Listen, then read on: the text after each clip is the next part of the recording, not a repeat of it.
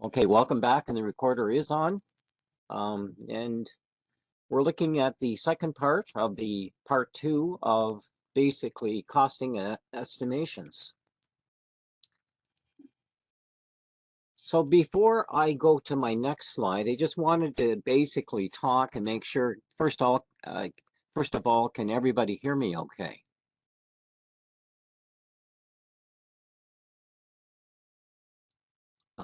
Okay, I think we're good. So in part two, we will take a more detailed look at some long-term costs, how to determine costs, and let's take a look at certainly an important issue of cost control.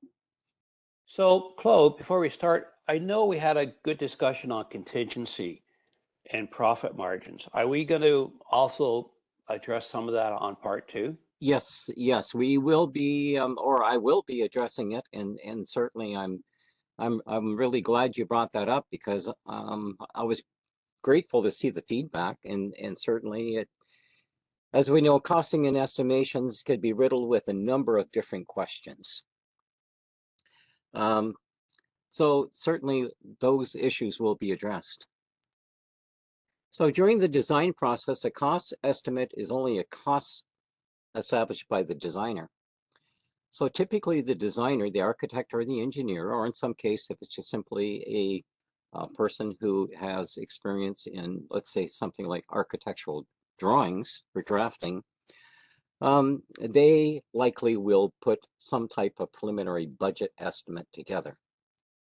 As I indicated in the first part, when we talk about budgets, it could be based on a cost per square foot, just kind of a ballpark idea.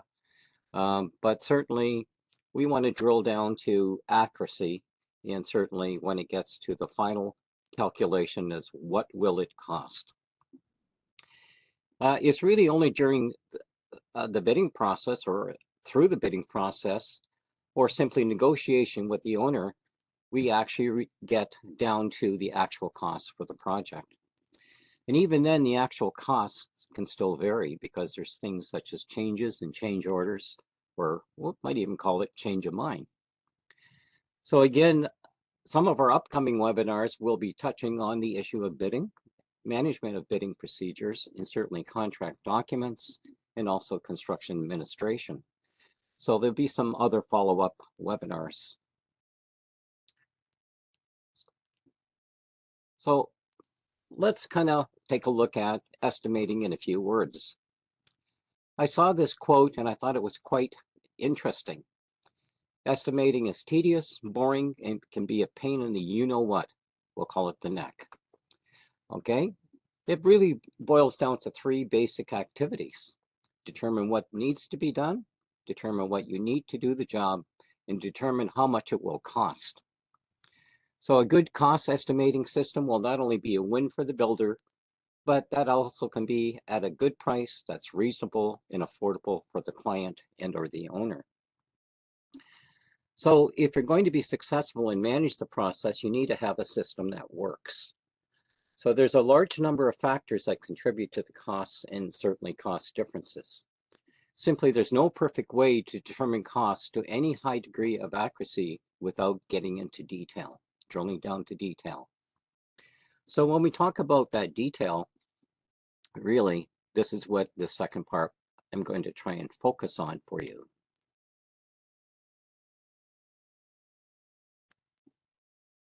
In our last session, this topic came up, the classes of estimates. So when we take a look, as noted, we see in the classes of estimates, we see in this case 4 different classes. In reality, there could also be 5 different classes. But let's deal with the A, B, C, and D.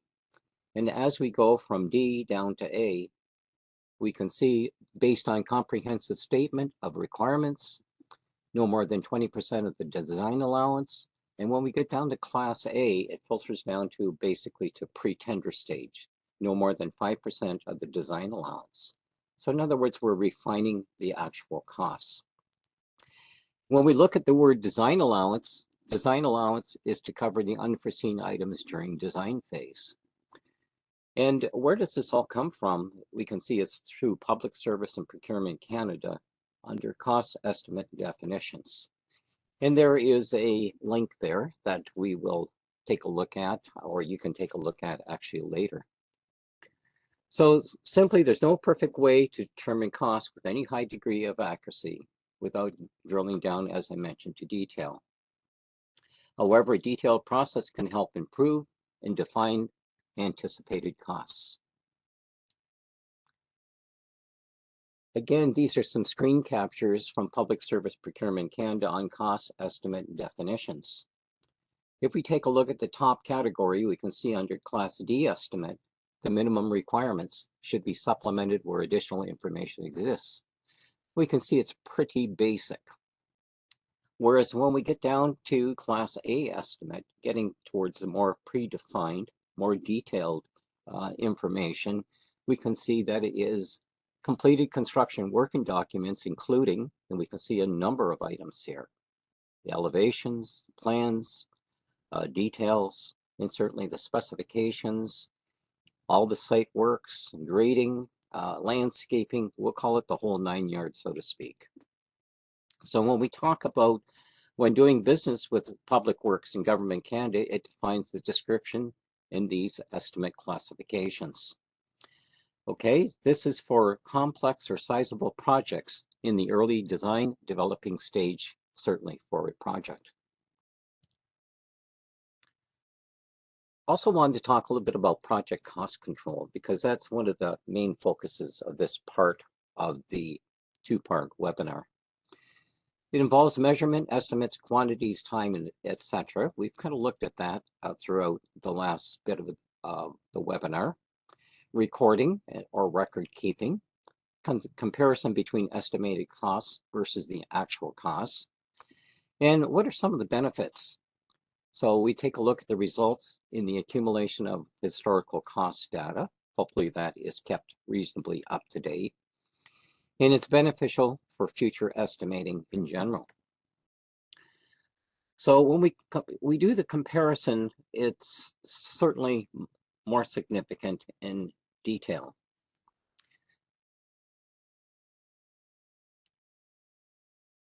So when we develop a master data list, one thing that's recommended is the master data list is directly related to the CSI. So, okay, so that's Construction Systems International Master Format Divisions. What data applies is based on the drawings and specifications. So if we start taking a look at estimating in the actual specs that we typically would read, especially on larger government projects, the two really coincide as far as the data list and we'll call it system-based approach. Really, we start looking at there are 4 items that make up costs: materials, labor, equipment or equipment rentals, overhead, permits, and other related job costs. Study and review the requirements to determining what needs to be done and what needed to be done to do the job. So the good contractors really need to have an accurate picture of the cost to complete a project. Project cost control involves a measurement, recording, and of the project costs, and certainly having an understanding of the progress in comparison between the actual and what was originally planned and estimated. So there can be differences. We can break it down to materials. When we talk about materials, we need to think about things such as each project will likely, for example, like a house, have very similar materials. However, it's beneficial to build up a database when it comes to these many different materials and or keep adding to the list of materials. So the materials are likely a little different for a school or a community center, as an example, compared to a house. Yes, there may be some materials that are the same. So what are some of the considerations? Well, when we take a look at the local building materials supplier, I have lots of them in my area. However, in your area or your community, that may not be the case, and likely may be the case in many First Nation communities. you might have to look at it from a distance point of view. And certainly, what are the costs that even materials will cost? Considerations, they may or may not perform a material takeoff. So the local building material supplier, for example, in my area, will generally offer me a list of materials in a price for a house. So I mentioned before, create a list of most commonly used materials, or maybe there may be some substitutes for those materials. Also looking at the wholesale pricing, or are there any discounts that are available? And certainly building up a list of contacts, whether it be the person at the lumberyard, or maybe the contacts when it comes to other outlets where I can get materials. Where a large volume material, as an example, multiple builds can help reduce or provide discounting costs. And certainly the use of standard versus non-standard items. If we want a special type of washroom, toilet, or sink, it certainly is going to be a non-standard item versus, we'll call it the traditional toilet or sink that I might be able to purchase quite readily. So again, we have to think about things from materialistic point of view. Projecting costing labor. As I mentioned before, when we start talking about labor, I indicated before that we are looking at about 50% of project costs involves the labor side of things. So measurement of work, particularly on-site labor, can be one of the most difficult costing factors, since there's a number of factors that we have to think about when it comes to estimating in costs. Determining the crew productivity, accurately tracking time and performance. What field experience does the field have, the workers have? Supervision, experienced workers, or less experienced workers? How about qualified workers versus less qualified workers? You know, so in many of the home builds that I see, even locally, there's a lot of young people working on a construction site. So for the most part, when it comes to younger people, not that they're bad workers, they simply probably lack, in many cases, experience. The type of labor, union, merit, Christian labor, open shop. Sorry. Okay, somebody got the phone for me. Thank you. So as I indicated, labor can be approximately 50% of project costs.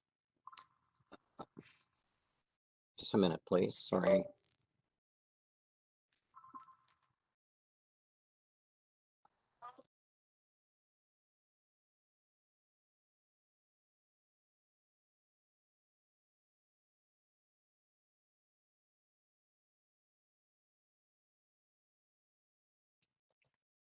Okay, sorry, I'm back. So again, the type of labor also has a cost factor. Union being the most expensive. Merit, it could be piece workers. Christian labor, a little bit less expensive, or is it simply an open shop?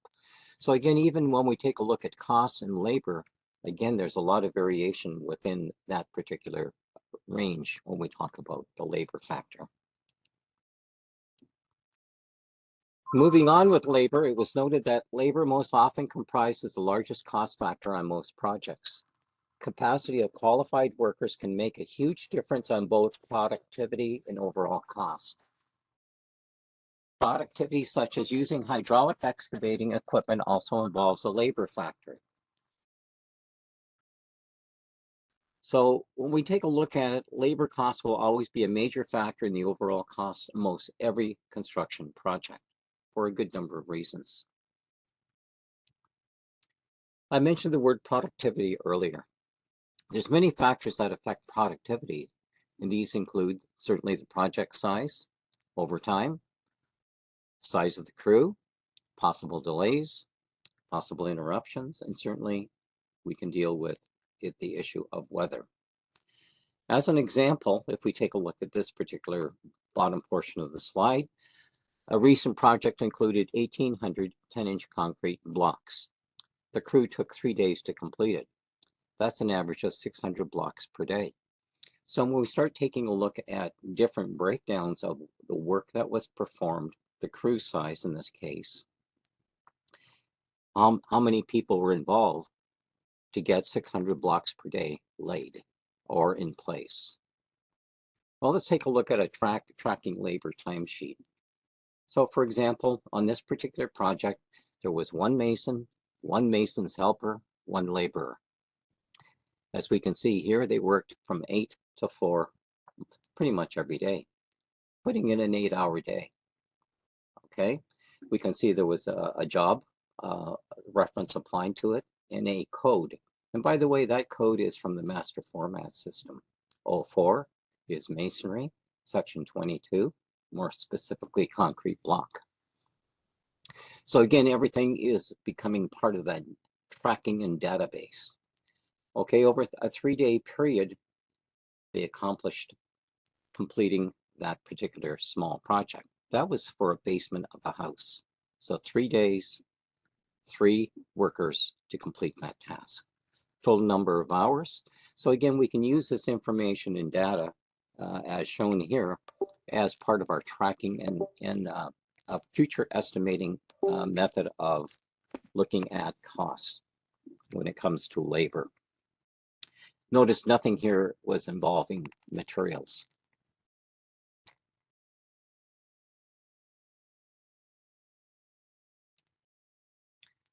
Well, we should also think about, what about subcontracting of labor?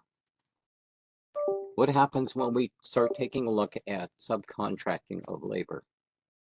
Well, in earlier webinar, I spoke about tracking the labor. In this part, let's take a look at a few points of subcontracting labor. In other words, we're basically not doing it as a contractor, but it's being subbed out to another third party. So subcontract pricing can generally be the easiest way to deal with, since they will quote on their portion of their work. But we have to be careful when we talk about subcontracted labor.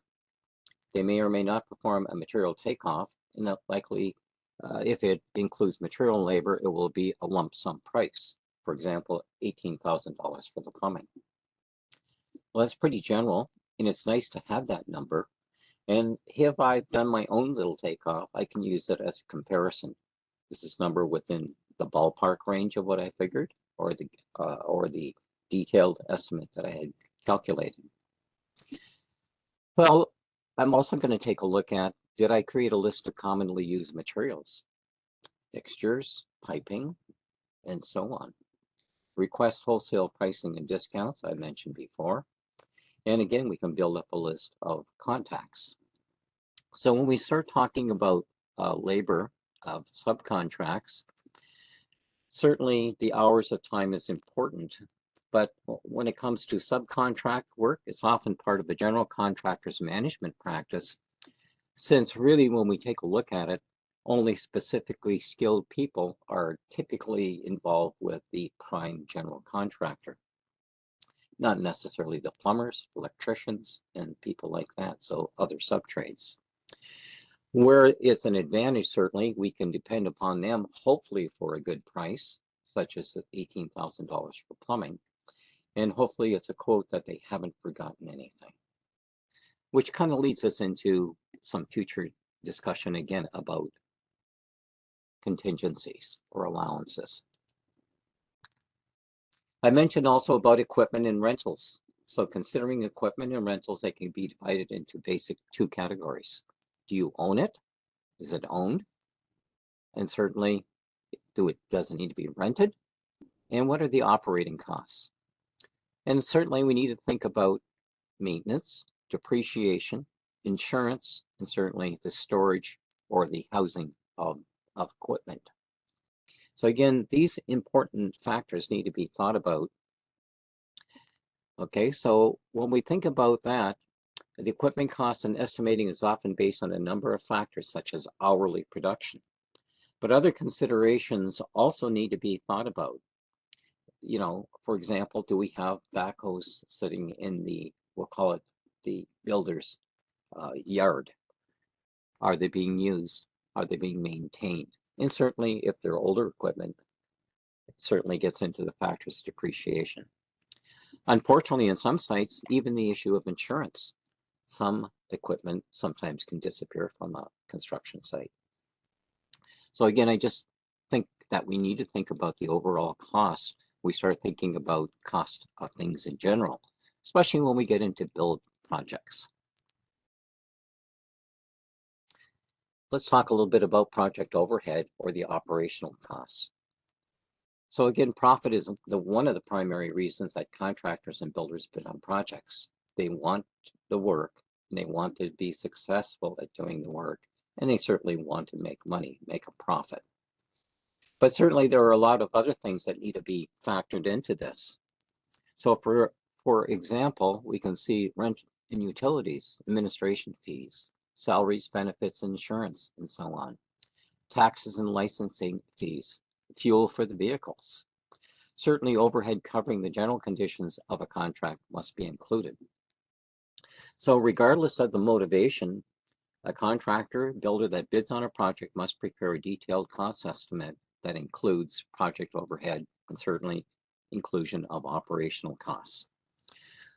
So if we take a look at that, so far we've covered the main components, but where a lot of differences apply can be in the area of the general overhead, which must cover the cost of all the company's activities, not directly related to the construction project, but part of their ongoing business costs. So each bidder will have a difference on this extent in the amount they're going to apply when it comes to project overhead and operational costs. I wanted to touch a little bit on the issue of quality also. The choice of materials and components used will affect the long-term longevity performance factors in any build or renovation. Similarly, ongoing maintenance is required. Annual, if not periodic, checkups or inspections can help in detecting problematic conditions before they become costly repairs. So on the topic of quality, it was noted earlier that a ballpark costing such as $150 a square foot lacks detail, such as a reference to the quality of the finished product. What will you get for that price? Simply, this is a guide at best when we talk about square foot type ballpark costing. Does this mean you're going to get a 2x4 rather than a 2x6? Cheaper wood paneling, or are you actually going to get drywall? Are you going to get vinyl flooring rather than carpet? Or perhaps will it be engineered wood flooring? On the issue of maintenance, as a home inspector, we commonly indicate that a homeowner should allow for 2% a year for repairs, replacements, and for general upkeep. Again, this is not part of the contractor's, we'll call it quote, but certainly it has to be thought about from the owner's point of view as far as costs. What is the actual cost to build a house, maintain that house, in the long-term effect on the lack of maintenance? We know what happens there. Cash or contingency allowances. Construction documents shall be completed and contain all the requirements for the contractual work. Cash allowances are to be used only under exceptional circumstances. For example, utility companies or municipalities, where no other method of specifying prices is appropriate. A contingency allowance is a fixed amount to cover the increase in cost for changes in the work that the contractor cannot be expected to know in advance or not define. So when we take a look at that, these cash and contingency allowances, the key difference between the two is that a cash allowance covers the known, whereas the contingency allowance covers the unknown. What happens when I hit quicksand? I didn't expect it. What happens when there are large boulders that cannot be easily removed from we'll say the foundation area, and so on? Things are likely to change. What are some of these unknowns, or are they actually known? Getting back to some project overhead. So when we talk about project overhead, I try to put a list together of the few things that I commonly would take a look for when I talk about project overhead. So when we take a look at this, it includes all costs that are required to complete the project, basically. Those costs not part of installing the components to physically portion of building the building. Do we need to take a look at the site? What about temporary facilities, the power, any special equipment? And you can see on and on and on here. So again, this is what I would use as my checklist when it comes to estimating and or determining the cost for a construction build. As we can see here, one, weather protection, travel expenses, and again, the word contingencies. Am I getting from my subs 3 or more bids so I can use that to compare the differences? Was that former plumbing price of $18,000 a good price, the right price, or maybe not so good a price?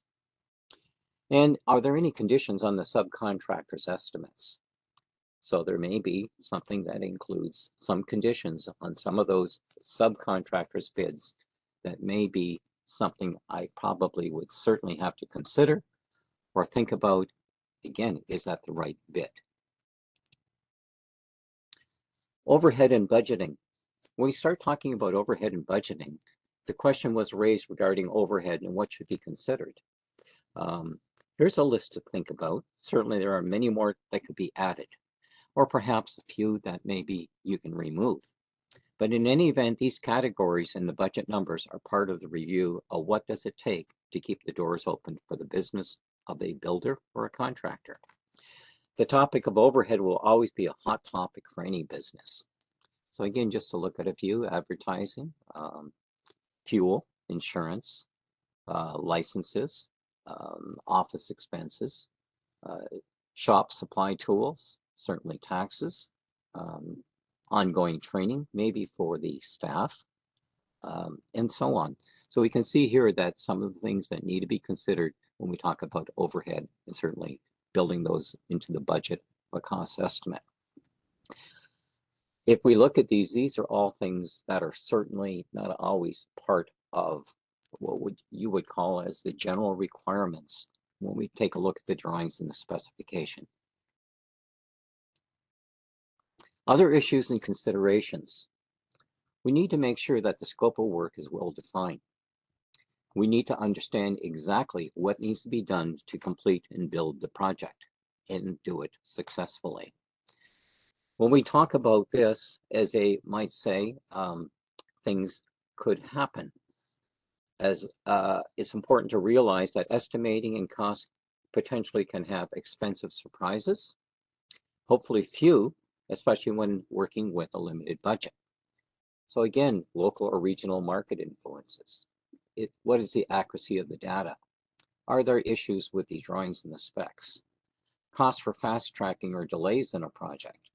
Sometimes we might see, we call it clauses in there for damages for delays, or in some case, maybe bonuses for fast tracking a project. What happens when we get into the issue of what's called scope creep? Scope creep really is talking about a lot of changes in the project, just keeps growing and growing and growing.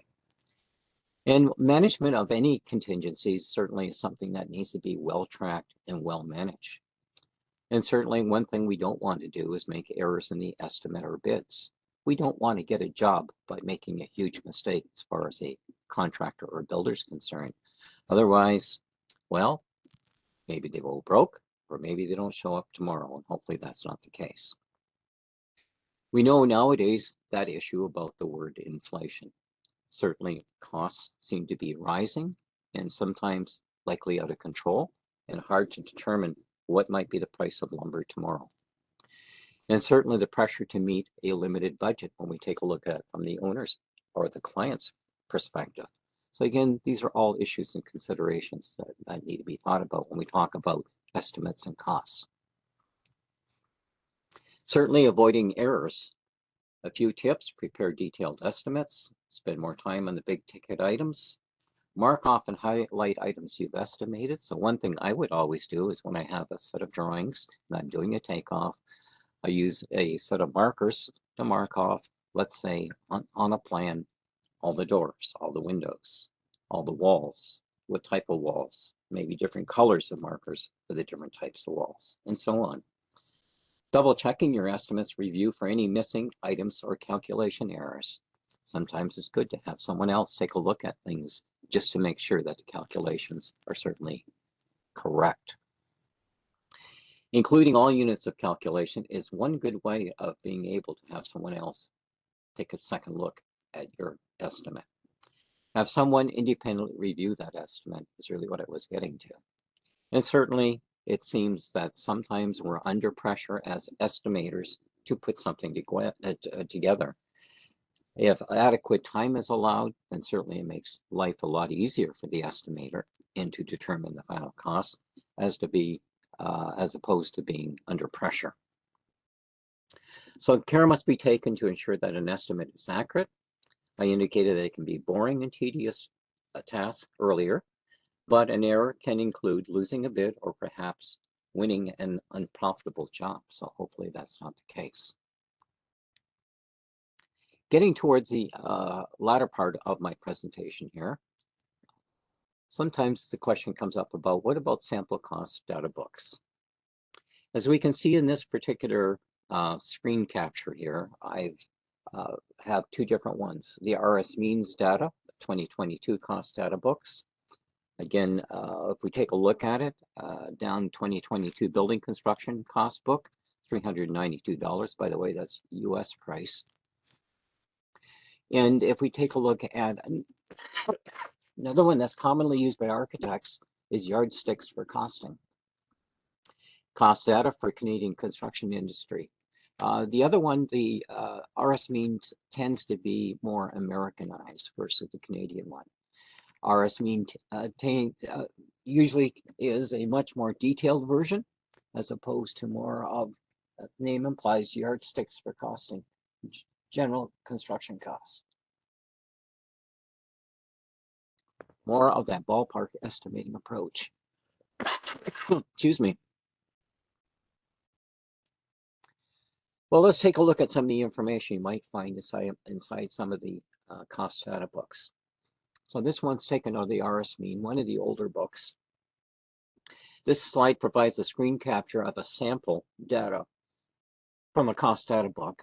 It provides info regarding a pre-hung door. So we can see here it says pre-hung door package. More information, man hours per unit, crew output, and cost. Average price, including overhead and profit. Now, again, these are older prices, but just to give us a general idea of what might be information within the book. Excuse me.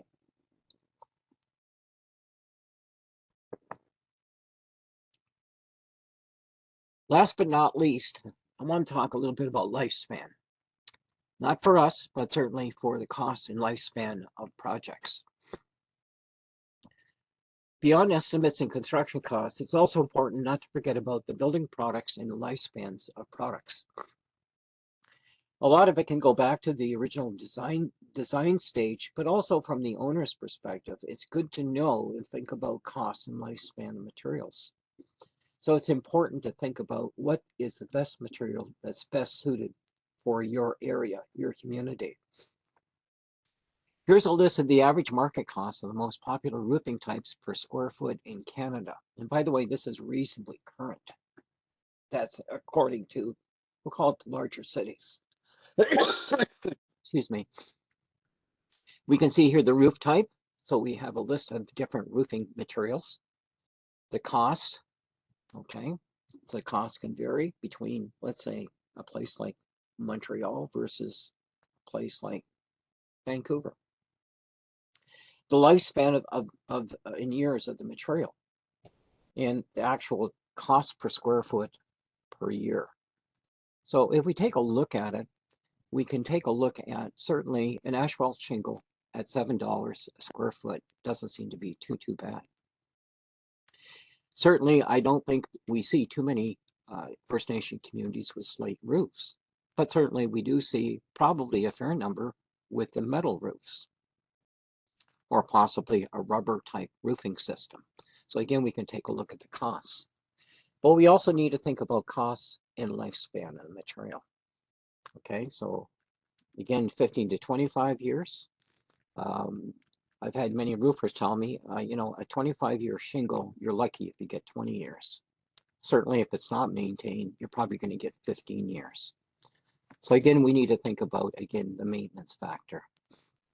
If we go back to metal, well, we see we're going to pay a lot more for metal, almost virtually 3 times, if not more. But take a look at the life expectancy is 50 years plus.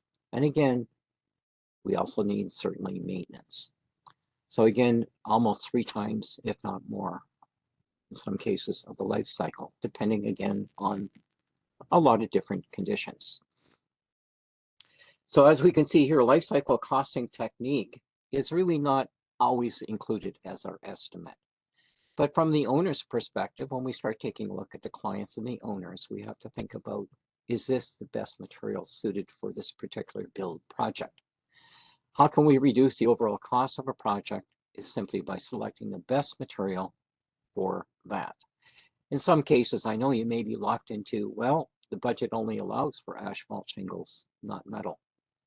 Again, unfortunate, but I just wanted to point that out when we take a look at the cost and the lifespan of a roofing type building material. Yeah, I like that on that last slide. I also made a comment on that, Claude. So that's the big discussion we're having these days is life cycle costing. Yes. And I know that, and you made the comment, well, we only have the budget for asphalt, but we should seriously put in metal. I think communities are starting to realize that to find that extra few dollars is a substantial saving down the road. And one of the other issues we found is that as part of our Northern Guide on technical guide on Northern housing, if you're going to put metal roofs in the north, there just may not be anybody in the community that can properly or are certified to install a metal roof. So people can do asphalt, but they don't have the technique to do a metal roof. So you're sort of left to the, using existing practices rather than using a metal roof. But life cycle costing is, I think, becoming really paramount these days because of the substantial increase. So again, looking at metal roofs, and again, there's the debate. Metal roofs is only as good as they're properly installed because their rubber seals will go, and that's a whole other issue of the install. But on face value, like metal roofs should be part and parcel of every new home and Yeah. pay the cost. It's not that much more. No, when you look at it, you look at the life expectancy, and you look at even from, we'll say, the community's maintenance point of view, should be less maintenance. I'm not going to say there's going to be less things go wrong with it, but certainly periodic maintenance is required for just about any building material. Certainly, unless it's concealed and it's difficult until to really view it. But certainly areas like roof shingles or even siding, as an example, those are pretty easy things that can be looked at and inspected and maintained reasonably well if it's done fairly periodically. If we look at the cost, when we get down to the very last field, by the way, can you still see the slide? Yep. When we take a look at the costs, so dollars per square foot per year on metal, 50 cents to 86 cents, okay, as opposed to 60 and 36. Well, 36 is great if your asphalt shingle is going to last 25 years. As I mentioned, a lot of roofing material suppliers will indicate, well, that's our high-end goal is 25 years. But typically we find on a lot of housing, especially with home inspectors, we find that you're lucky if roofs are lasting 15 to 20 years at best. So again, it really comes into play of lifespan and sort of inflated lifespan, we'll call it years. So certainly less maintenance, I would think, on a metal roof than an asphalt shingle roof. Yeah. Less things that can go wrong with it. I remember as a young guy going over to a place near me and looking at metal roofs. And the biggest issue with the metal roofs was checking flashings and fasteners, making sure that the fasteners didn't come loose. Are they well sealed so it didn't leak? Asphalt shingles, well, we know there's a whole bunch of pieces to that, and certainly a lot of things go wrong with it. But certainly good points. Cost and life cycle and lifespan issues um, are not necessarily part of an estimate, but certainly from an estimate from an owner or a client's point of view of how much more am I going to have to spend to maintain a building, whether it's a community center or even a house. Well, especially if the community is in a remote or accessed by ice roads only, like that just going to substantially increase the cost. So, pay for the pain now for later the gain, right? Well, yeah, and also if you again, I haven't even taken a real close look at it, but if you take a look at metal panels come in sheets as opposed to shingles that come in, we'll call it basically, smaller sections. So the labor factor is certainly going to be higher, Well, and the weight factor if you're shipping. and the weight factor for shipping is substantially Yeah, higher for an asphalt yeah, shingle. They say it's 210 pounds, which is your basic standard shingle, and that's per 100 square feet. So if you start taking a look at that, how many pounds per square foot versus a sheet of metal that is, it is certainly thin and not very, very heavy. yeah. So Okay. I have another quick question. I don't want to monopolize, but we No, talked about master format, and again, this is a wonderful document for costing and estimating. And I guess our debate is, to what extent should we be introducing master format at the grassroots level? Like it's critical. Everybody uses it in estimating off reserve, like it's the Bible, like it's the go-to. And like, should we try to simplify and make it a simple course, or just maybe have one specifically for estimators? I don't know. I'm just throwing it out because when I was first introduced to master format, I was amazed. I write down the amount of time it takes somebody to put attach a drill, a screw to a drill bit and put it into the drywall, right? Like it's that finite. I don't know. Any other thoughts out there of what John commented on? I certainly have one, but I'd like to hear if there's anybody else. Yeah, do people understand master format? Or people, do they understand the process or do they encourage the process? It's like the same thing as CCDC contracts.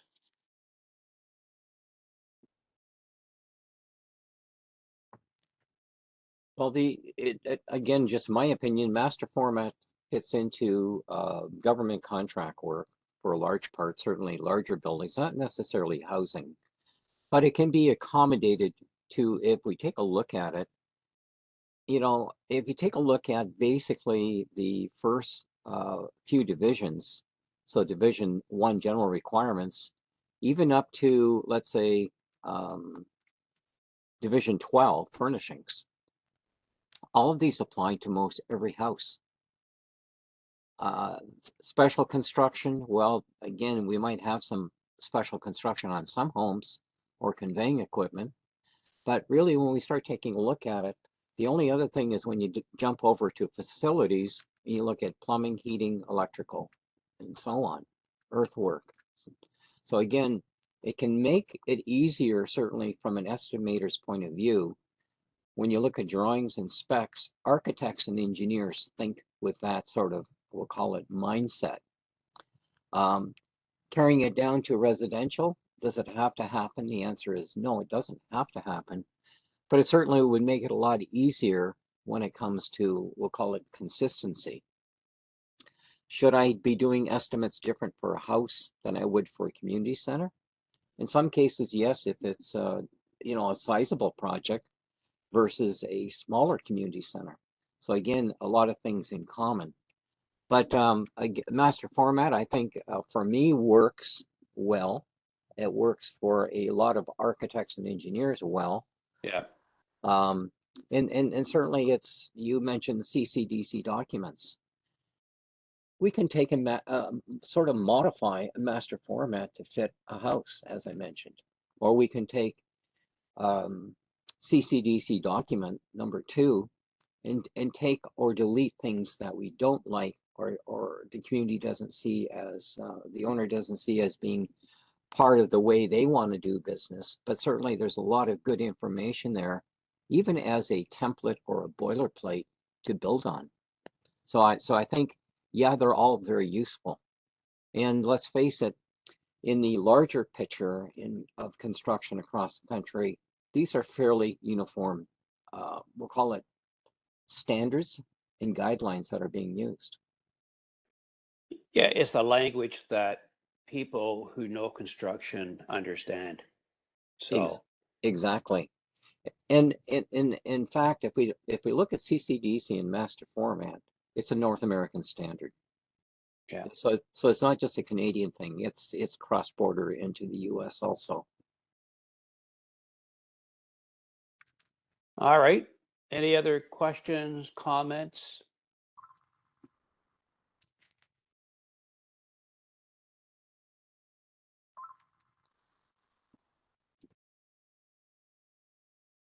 Okay, I don't see anybody's flipping on any mics or anything. Okay, well, I think this is good unless you got any wrap-up points there, Claude, to No, what I was going to say, when we start talking about estimating and costing, certainly it's one of those areas, like you indicated, we could look at it from the general point of view of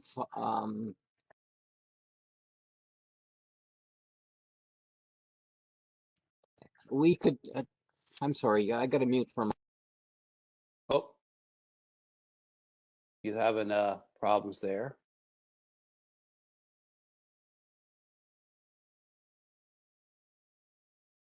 All right. I think on that note, we're good to go. Next week we have actually a presentation on radon gas, which is very important, especially for many of the communities that have radon gas issues. So hopefully we get some uptake on that one, and because we're rolling out a project on radon gas to work with communities to do plan reviews for mitigation. So, all right, if no further questions, thank you, everyone. Enjoy your day, and we'll get the information out to you later. Thanks, John. Thanks. Okay, thanks, Sorry- everybody. Sorry for the interruptions. No problem. Thanks. Okay, bye now.